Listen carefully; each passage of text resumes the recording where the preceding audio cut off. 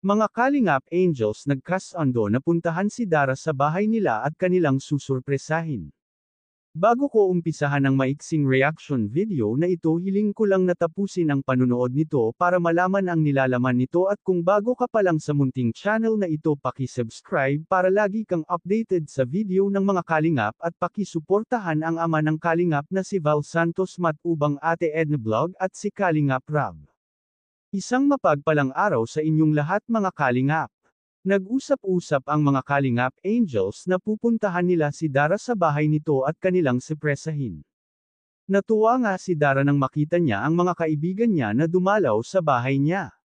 Talagang humanga ang mga Kalingap Angels sa bahay niya at napakalinis nito. Naiinggit nga sila kay Dara at may sarili na itong bahay at napakaganda pa. Naiintindihan naman ni Dara ang mga Kalingap Angels kung bakit hindi ito nakarating dahil may mga exam ito at hindi pwedeng mag-absent sa klase. Kaya nga ngayon ay bumawi ang mga Kalingap Angels at talagang doon pa sila natulog sa bahay ni Dara para naman may kasama si Dara sa bahay kahit isang araw lang.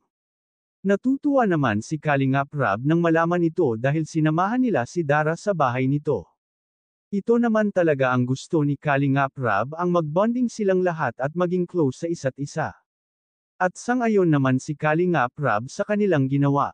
Talagang usapan na nila Dara ang matulog sa bahay niya oras na matapos ito at gusto nga nila magbonding na sila lang. At makabubuti na rin ang ginawa ng Kalingap Angels para may kasama ang magkapatid sa bahay nila. Kahit papaano ay makapag-usap sila ng maayos at masaya silang magsasama-sama. Hanggang dito na lang ang update ko mga Kalingap. Maraming salamat sa walang sawang pagsuporta sa aking munting channel. Maraming salamat at God bless sa inyong lahat.